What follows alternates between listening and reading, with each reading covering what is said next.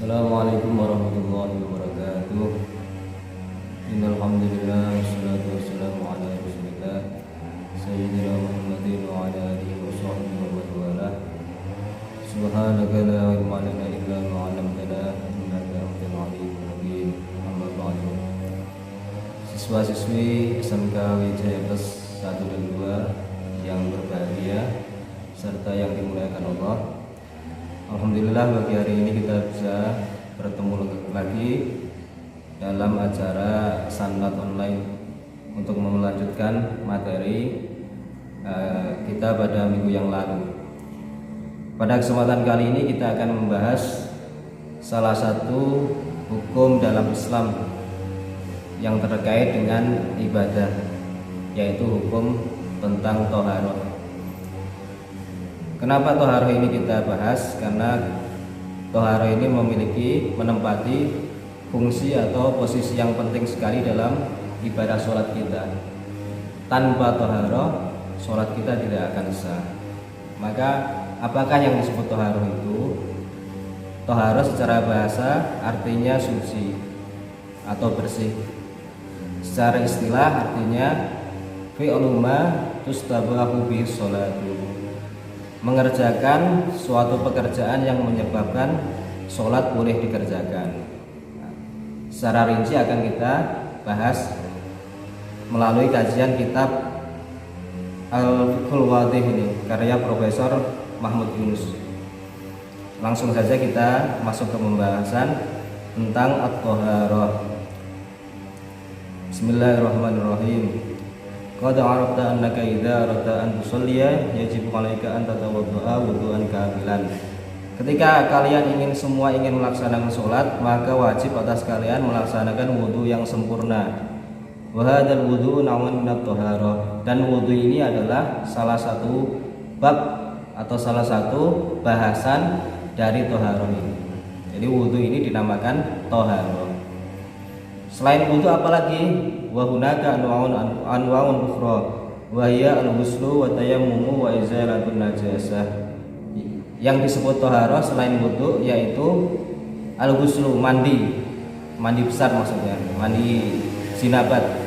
Kemudian tayammum disebut juga thaharah. Kemudian menghilangkan najis dari badan disebut juga dengan thaharah. Jadi ada 4 pekerjaan yang dinamakan thaharah: wudhu, mandi besar atau mandi junub, tayamum, kemudian menghilangkan zat najis itu sendiri dari badan maupun pakaian kita maupun tempat sholat kita. Kemudian kita lanjutkan, at-thaharatu arba'atu anwa'in al-wudu'u, al-ghuslu, at-tayammumu, izalatun najasah. Thaharah ada 4, yaitu wudhu, mandi, tayamum, serta menghilangkan najis. Waqad arafta aidan annaka tatawadu fi istimalil ma'i wa dzalikal ma'u wasilatun min wasailit thaharati. Kemudian kalian tahu juga yang biasa kita lakukan, thaharah itu atau wudu itu menggunakan wasilah atau perantaraan air untuk bersuci. Kemudian fal'ana nuridu an na'rifa anwa'al ma'i wa aqsamahu. Kemudian akan kita bahas tentang pembagian air, sifat-sifat air, dan fungsi-fungsi dari masing-masing bagian air tersebut dalam thaharah. Macam-macam air. Anwa'ul ma'i wal ma'ul ladzi yajuzu tatahhuru bihi sab'atu anwa'in. Air yang boleh untuk bersuci atau untuk wudhu dan mandi itu ada 7 macam. Ma'us sama'i al-awwalu ma'us sama'i, air hujan, al-mataru, air hujan. At-tani ma'ul bahri, air laut. At-thalith ma'un nahri, air sungai. Ar-rabi' ma'ul bi'ri, air sumur. Al-khamis ma'ul aini, mata air, sumber air selain sumur, pokoknya yang keluar dari bumi. As-sadis ma'ul talji, air salju atau air es yang telah mencair tentunya. itu hukumnya suci. As-sabi' ma'ul barodi, air embun. 7 macam air ini adalah air yang alami, yang turun dari langit ataupun yang keluar dari bumi. Maka sifat asli dari ketujuh air ini adalah suci pada dirinya sendiri, sekaligus bisa mensucikan pada yang lain. Boleh digunakan untuk mandi dan boleh digunakan untuk berwudu. Kemudian aqsamul ma'i, pembagian air menurut sifat-sifatnya, menurut kekuatannya dalam digunakan untuk berwudu. Yang qasimul ma'u ila arba'ati aqsamin, air terbagi menjadi 4 macam. Al-awwalu tahirun fi nafsihi mutahhirun li ghairihi ghairu makruhin isti'maluhu. Yang pertama, jenis yang pertama yaitu tahirun fi nafsihi, air yang suci, mutahhirun li ghairihi, mensucikan, ghairu makruhin isti'maluhu, tidak makruh menggunakannya. Jadi ada 3 sifat dalam air yang pertama ini: suci, mensucikan, dan tidak makruh dipakai. Wa huwal ma'ul mutlaq, dinamakan air mutlak. Mutlak adalah air yang punya 3 sifat, yaitu suci, bisa mensucikan yang lain, dan tidak makruh digunakan.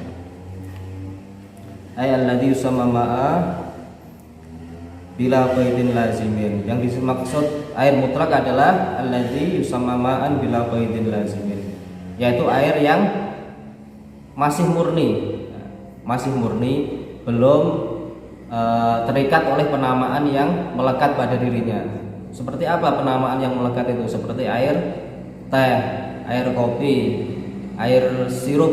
Nah, itu namanya sudah terikat oleh nama yang melekat, maka itu tidak sah digunakan untuk bersuci. Suci boleh diminum tapi tidak bisa mensucikan pada yang lainnya.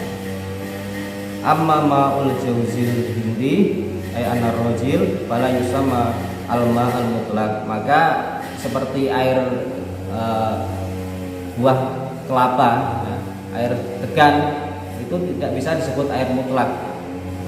Jadi tidak boleh untuk berwudu. Air degan, air buah-buahan dan sejenisnya. Wa huwa tahirun fi nafsihi yajuzu syurbuhu walakinnahu ghairu mutahhirin li ghairihi wala yajuzu at-tatahhuru bihi. Air degan itu, air kelapa itu suci, boleh diminum tapi tidak bisa untuk mensucikan yang lain. Kemudian jenis air yang kedua yaitu tahirun fi nafsihi ghairu mutahhirin li ghairihi. Suci pada dirinya sendiri tapi tidak bisa mensucikan pada yang lain.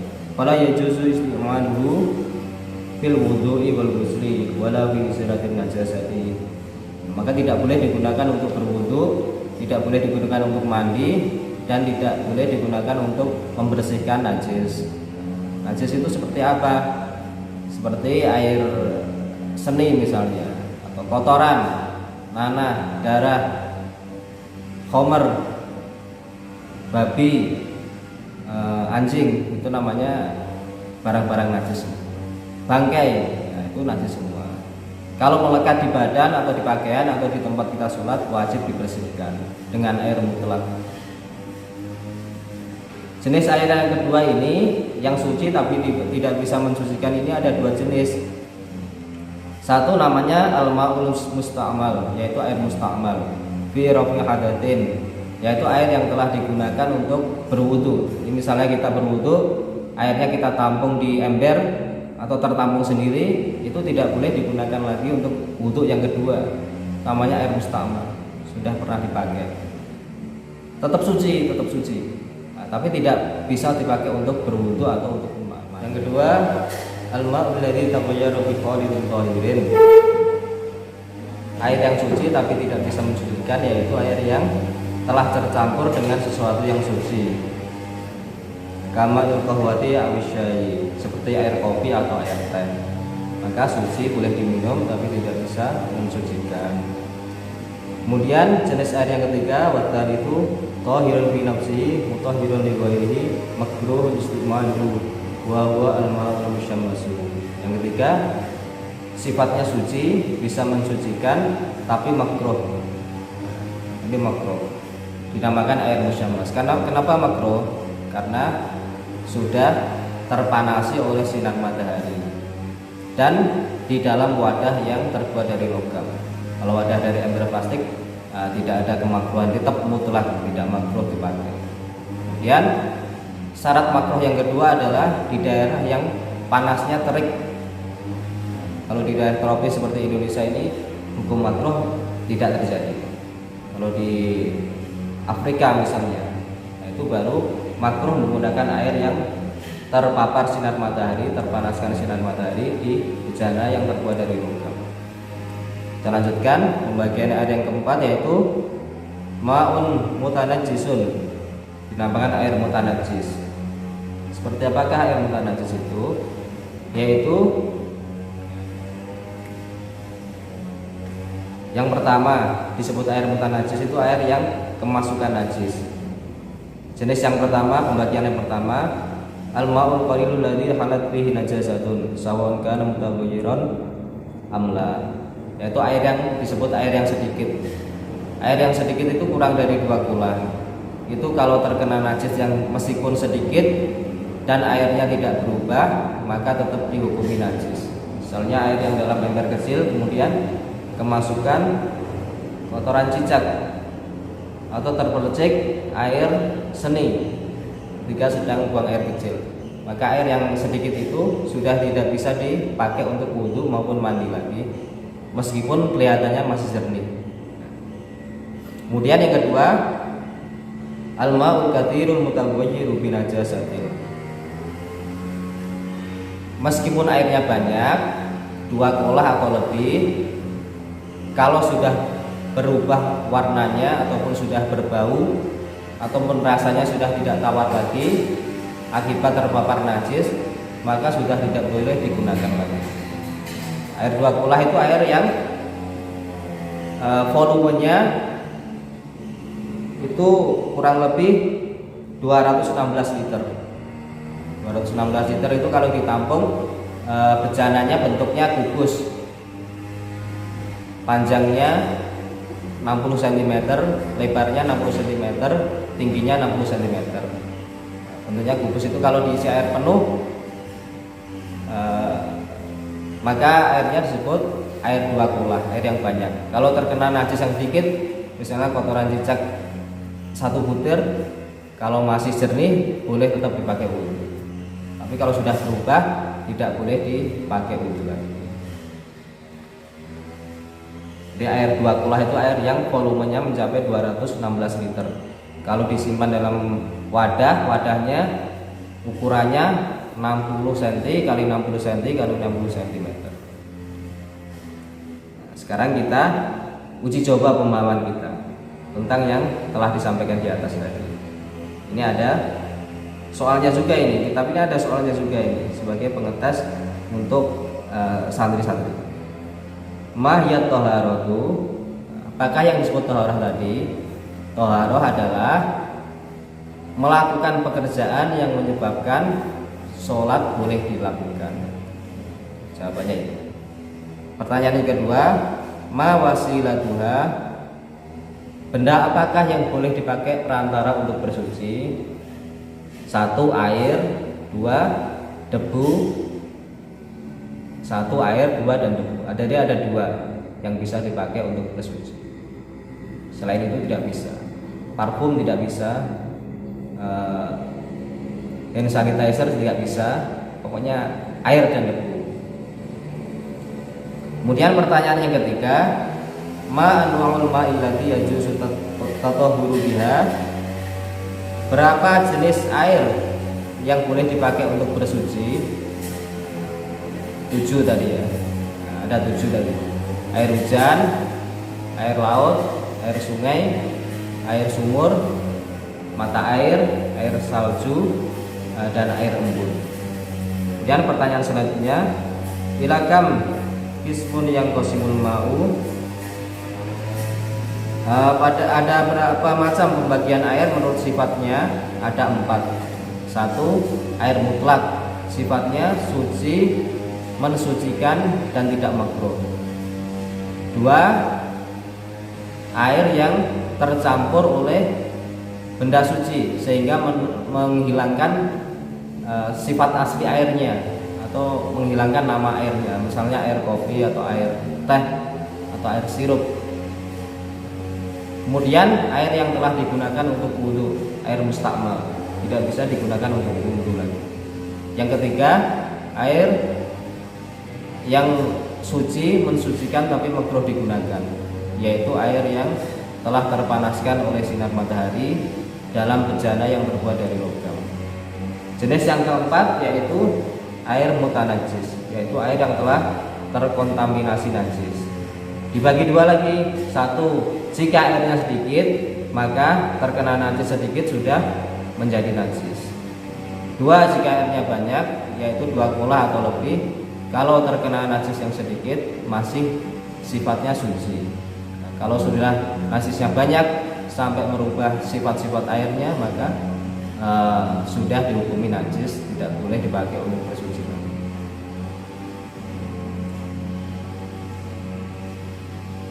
Pertanyaan selanjutnya untuk mengetes pemahaman kita. Hal yajuzu an tatawaddu'a bima'il jawzil hindi? Bolehkah kita wudu dengan air kelapa? Jawabannya tadi adalah tidak boleh. Karena air kelapa itu bukan air yang turun dari langit ataupun keluar dari bumi. Sudah bukan air yang murni lagi. Sudah ada namanya air kelapa. Maka tidak boleh digunakan untuk bersuci. Pertanyaan yang keempat, hal yajuzu izalatun najasati bima'il qahwah? Apakah boleh menghilangkan atau membersihkan najis dengan air kopi? Jawabannya tidak boleh. Jawabannya kenapa? Sama. Air kopi adalah air yang sudah tidak murni lagi. Karena air yang sudah tercampur oleh benda lain yaitu kopi.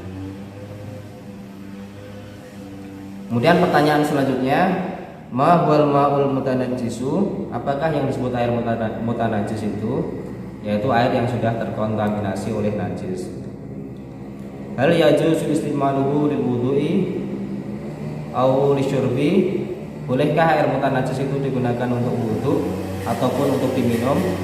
Tidak boleh, karena sudah najis, haram untuk diminum dan haram untuk digunakan bersuci. Kam litron ma'ul kullata ini? Pertanyaan selanjutnya, berapa literkah yang disebut air yang 2 kulah itu? 2 kulah itu sama dengan kira-kiranya 216 liter. Saya kira di sini sudah bisa kita pahami.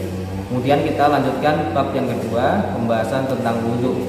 Tadi wasilahnya atau alatnya, sekarang wudhunya kita bahas. Al-wudu. Qad arafta kaifiyatal wudu'i wa jami' a'malihi wal ana nuridu an na'rifa anna tilkal a'mala ba'daha furudun wa la yasihul wudu' bi tarkiha wa hadhihi tusammal arkana awil wajibat. Kita sudah mengetahui tentang tata cara berwudu. Selama ini sudah kita ketahui. Sekarang kita akan bahas tentang bagian dari pekerjaan wudu itu. Wudu itu ada yang dinamakan rukun atau fardunya wudu, atau rukunnya wudu, atau wajibnya wudu. Kemudian sebagiannya disebut sunnahnya wudu.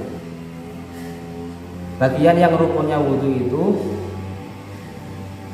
tidak sah jika ditinggalkan dalam wudu.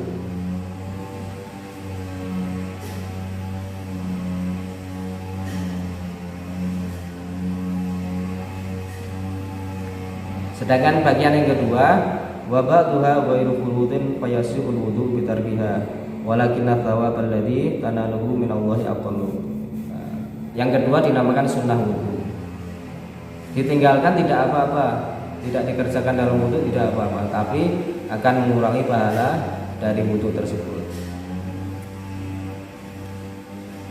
Kemudian kita akan bahas tentang fardunya wudhu.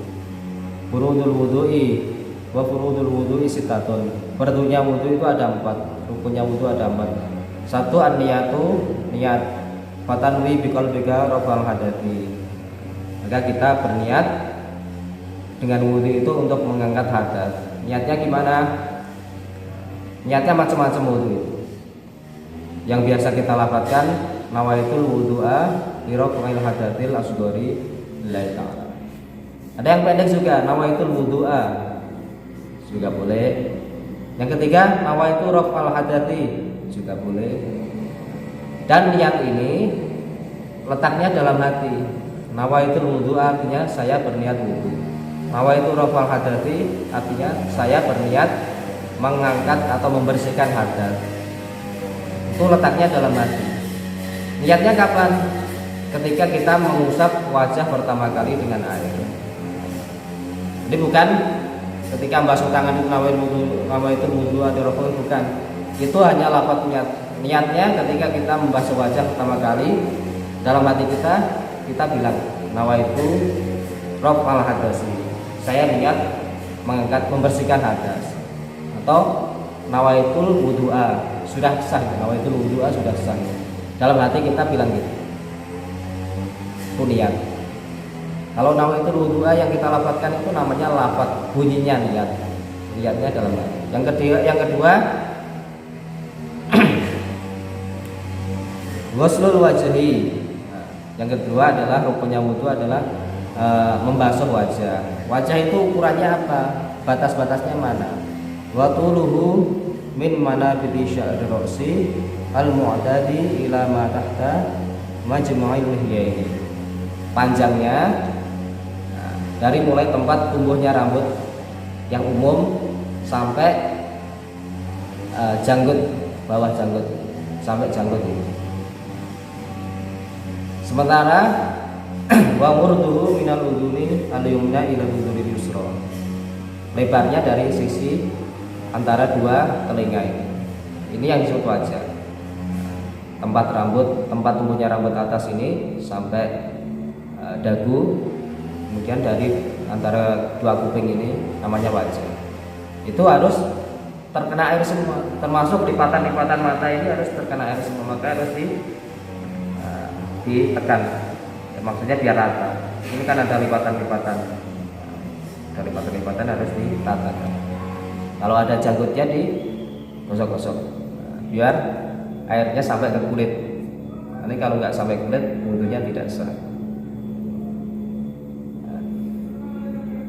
3 rukunnya wudhu ghuslul yadaini ma'al mirfaqaini, membasuh dua tangan sampai ke siku-siku, minimal siku, maksimal ya boleh dilebihkan.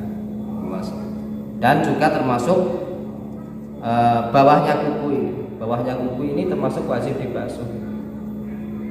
Wajib dibasuh dengan cara normal, artinya tidak perlu detail. Pokoknya kukunya bersih, nggak ada kotorannya, nggak ada yang hitam-hitam, itu dianggap airnya sudah masuk ke dalam bawah kuku. Makanya kalau ada kotorannya wajib dibersihkan. Kalau ada pewarnanya yang dari bahan cat itu nggak sah wudhunya, harus dihilangkan dulu. Atau ada macam-macam zat yang bisa menghalangi sampainya air ke kulit, itu harus dibersihkan dulu. Yang keempat rukunnya wudhu yaitu mashu ba'di ra'si min basyarihi aw syarihi alladhi fi haddihi. Membasuh sebagian dari kepala, baik kulitnya maupun rambutnya. Baik kulitnya maupun rambut. Artinya sebagian sudah cukup. Bagian dari kepala ini sudah cukup dibasuh tanpa perlu membasahi semua. Kemudian yang kelima rukunnya wudhu ghuslur rijlaini ma'al ka'baini, membasuh dua kaki sampai ke mata kaki minimal. Sama kayak membasuh tangan tadi, harus dihilangkan zat-zat atau benda-benda yang bisa menghalangi sampainya air ke kulit. Yang keenam tertib, harus urut, tidak boleh dibolak-balik. Nah, sekarang kita bahas sunahnya wudu. Wa sunanul wudu'i ithnata asyrata. Sunahnya wudu itu ada 12. Satu, atas niyatu, bismillah dulu. Bismillahirrahmanirrahim. Sebelum memulai wudu atau awal wudu, bismillahirrahmanirrahim, sunnah. Yang kedua, ghuslul kafaini ilal ku'aini. Basuh dua tangan sampai ke pergelangan tangan, ini sunnah juga. Ini sebelum kumur-kumur. Basuh dulu. 3, aswaku, bersiwak, baik dengan siwak yang dari kayu maupun dengan sikat gigi, pokoknya sesuatu yang kasar, yang bisa membersihkan.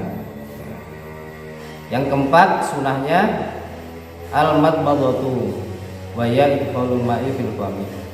Madmadhah, kumur-kumur itu rukunnya cuma satu, yaitu memasukkan air ke mana? Ke mulut, itu sudah dinamakan kumur-kumur. Tidak perlu disangatkan, pokoknya air sudah masuk ke mulut itu namanya sudah berkumur. Kalaupun disangatkan sampai itu ya nggak apa-apa, biar bersih sekalian. Yang kelima, al-istinsyaku wa huwa idkhalul ma'i bil anfi. Yang kelima, sunahnya adalah istinsyak, menghirup air ke dalam, bukan menghirup ya, memasukkan air ke dalam hidung. Ya pastinya dihirup ya, kalau nggak dihirup nggak bisa masuk. Maksudnya memasukkan air ke dalam hidung, kemudian dikeluarkan lagi. Itu termasuk sunnah. Jadi bukan hanya dipakai dua jari ini, bukan, airnya nggak masuk ya. Harus ada air kemudian dimasukkan sampai ke batasnya, sampai ke dalam hidung. Itu baru dapat sunahnya. Kalau cuma dikit-dikitin belum dapat sunah. Terus dihirup. Kemudian yang keenam, takhlilul lihyatil katta, menyela-nyelai atau itu jenggot yang tebal, disisir jenggot yang tebal biar kena air. Kalau yang jenggot yang tidak tebal harus terkena kulitnya, kulit di bawahnya harus terkena air. Yang ketujuh yaitu mashu jami ra'si, membasuh semua kepala, itu sunnah juga. Kepalanya basahin semua, itu lebih afdal. Yang kedelapan, mashul udhunaini bima'in jadid, basuh kedua telinga, itu juga sunnahnya wudu. Yang kesembilan, tahlilu asabil yadaini wa rijlaini, menyisir jari-jari tangan dan kaki, maksudnya disilang-silangkan, menyilang-silangkan jari tangan dan kaki, itu masuk sunnah. Bukan hanya dibasuh, dikucurin air aja, enggak. Kalau mau dapat sunnahnya wudu harus disilang-silangi. Yang ke-10, taqdimul yumna 'ala yusra, mendahulukan bagian kanan daripada kiri. Berarti boleh dong wudu tangan kiri dulu baru tangan, ya boleh, tapi tidak dapat sunnahnya. Harus kalau mau dapat sunnah ya kanan dulu baru kiri. Yang ke-11, tathlithut thaharah, basuh 3 kali. 3 kali itu bukan kanan kiri bukan, kanan dulu 3 kali baru kiri 3 kali, kecuali telinga itu berbarengan. Kemudian 12, al-mu'alah, berturut-turut, jadi berurutan, segera dilakukan, tidak menunggu 5 menit baru basuh tangan, 5 menit lagi baru basuh kepala, langsung mu'alah. Selanjutnya kita bahas lagi allati tubtilul wudu'a, semua yang membatalkan wudu.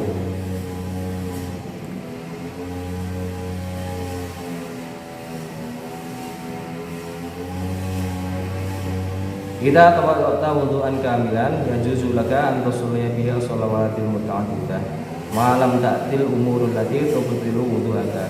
Ketika kita sudah wudu, kita boleh mengerjakan sholat yang jumlahnya tidak terbatas selama tidak ada yang membatalkannya. Kemudian yang batalan wudu itu apa? Wayang kudul wudu'a khamsatu asya'a. Khuruju syai'in min ahadits sabilaini kal qaulin wa ghaitin. Keluarnya sesuatu dari dua jalan, seperti buang air kecil dan buang air besar.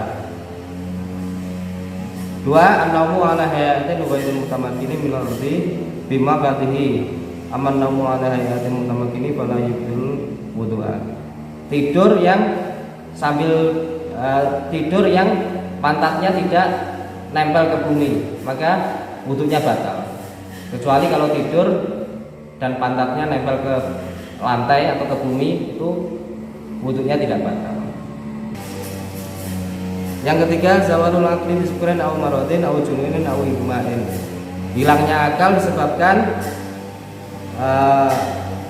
mabuk atau sakit, ayam misalnya, au jununin atau gila, au igmain atau pingsan. Pokoknya yang menyebabkan tidak sadar, itu wudunya batal. Yang keempat, lamsur rajuli al-marata al-ajnabiyata min ghairi fa'ilin wa huwa naqidun lil lamisi wal malmusi walau kana hunaka hailun wala naqdahu hina idin. Menyentuh lain jenis tanpa penghalang, wudunya batal semua dua-duanya. Wudunya dua-duanya batal semua. Dengan syarat dua-duanya sudah dewasa, sudah balik, bersentuhan kulit, wudunya batal. Kalau sama yang belum balik, tidak batal. Yang kelima yaitu masuk farjil adami bi fadlil kafi bahwa naqidul lamisi bil malmus. Menyentuh kemaluan baik tempat keluarnya air kecil maupun tempat keluarnya air besar, itu namanya kemaluan. Dengan bagian telapak tangan yang tengah ini sampai jari-jari yang tengah ini. Misalnya kalau sudah punya anak, nyebokin anaknya, itu wudunya batal. Wudunya batal. Demikianlah pembahasan kita tentang toharoh dan tentang wudu. Semoga apa yang kita pelajari pada pagi hari ini bisa memberi manfaat untuk kita semua, bukan hanya untuk kita tapi untuk keluarga kita, untuk teman-teman kita, ataupun siapapun yang belum menyaksikan materi ini. Demikianlah yang bisa saya sampaikan. Wallahu muwaffiq ila aqwamit thoriq. Assalamualaikum warahmatullahi wabarakatuh.